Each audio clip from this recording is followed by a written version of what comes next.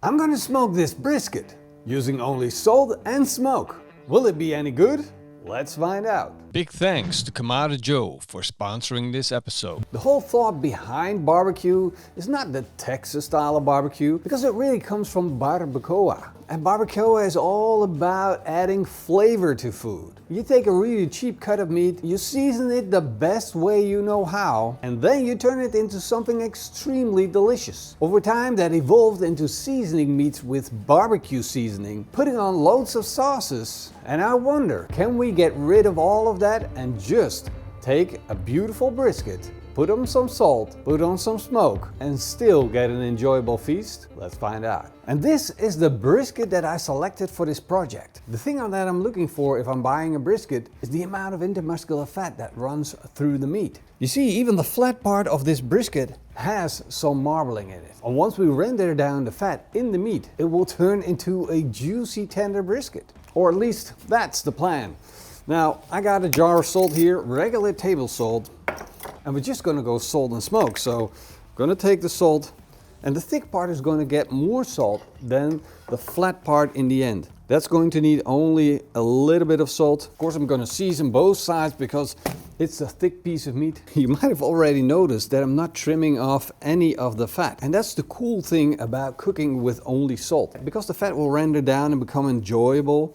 Whereas if you add seasoning, you want the seasoning to connect with the meat, so then it builds up a beautiful bark. But if you're using just salt, it doesn't matter, because the salt is powerful enough to break down the fat and go into the meat through the fat. I'm gonna give the salt about half an hour to draw into the meat while we fire up the barbecue. I'll be using the Kamada Joe. I'm gonna load it up with a little bit of charcoal and of course a piece of smoke wood, in this case it's beech. And then I'm going to build up the double indirect method, where I put not one but 2 layers of deflector shields in the barbecue. This is going to give the brisket a better protection from the heat below. Then I'm going to dial it in at a temperature of 120 degrees Celsius and give it about 20 minutes to warm up. I'm going to take my thermometer and make sure that I keep track of the temperature inside the brisket. I'm going to stick it into the thickest point, and then it's time to put the brisket on.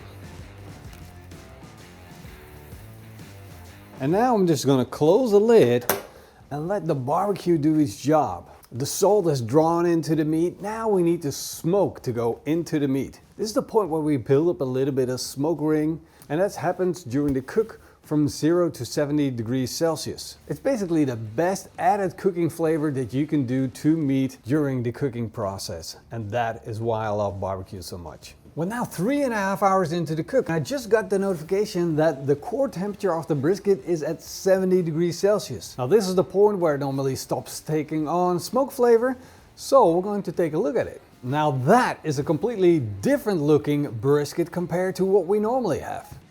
You gotta remember, there's no pepper grass, there's no garlic, no onion powder to build up that beautiful dark brown color, which in itself looks pretty amazing. But in my mind, I think we can take the outside of that brisket a little further. Even though it's not going to take on much more smoke flavor, it still might benefit from building up a little bit better looking crust. So I'm gonna close the lid and let it continue to cook.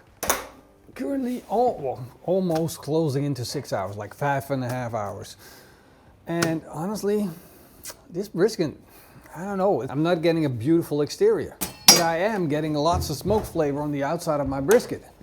So we're gonna take it off. Look at that. Look at that brisket. It's got the smoke color, it's got a little bit of the roasting color. We don't have like a really extended bark, like something very, very impressive. And I don't think we're ever gonna get a beautiful bark on this. So I decided, instead of just wasting moisture and just let it drip into the barbecue, we're now going to wrap it up. Capture some of the fat that's dripping down from the brisket and stop some of that evaporation process. And to help the brisket get a little bit more juicy, I'm going to take some beef tallow and just put it in with the brisket. At this point, it almost feels like that's cheating, while it's some of the basic things to do while you're cooking a brisket. But I'm going to do it anyway, so let's not ponder on it. because I think we might be able to get a good brisket out of this. Hold it in, nice and tight. Now it goes back on the barbecue to finish the cook. We're currently at a temperature of around 82 degrees Celsius. That's the core temperature of the brisket. We need to take it all the way up to at least 92 degrees Celsius. So it's got 10 more degrees to go. Wrapped up, back on the barbecue. I've reached the desired core temperature and now it's time to take that brisket off. I'm gonna put it in my cooler.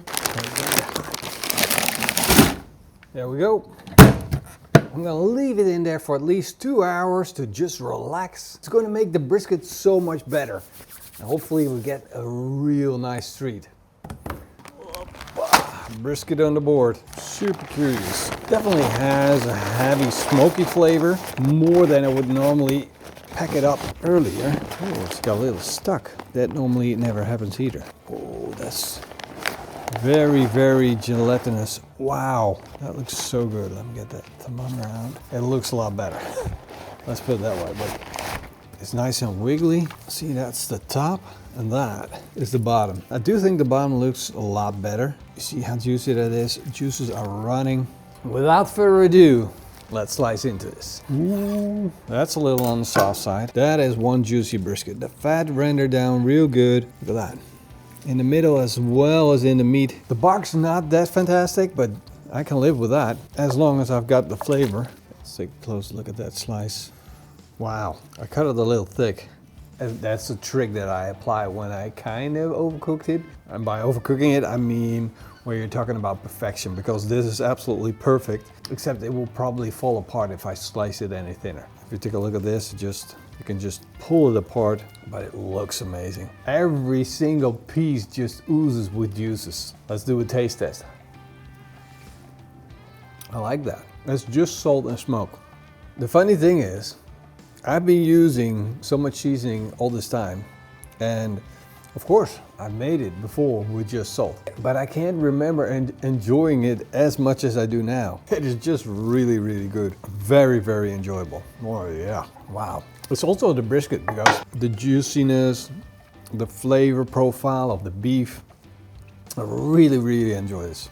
I probably said that 10,000 times. What I'm trying to say is here, I enjoy this brisket. And of course, the cool thing of using only salt every now and then is really enjoyable. Just like a little change, just going hardcore and only enjoying the beef. Now I need you to tell me, which one do you prefer? Would you rather have only salt and smoke, or do you need a little bit of seasoning? Cheers guys, hope to see you in the next one. Until then, eet smakelijk and keep on grilling.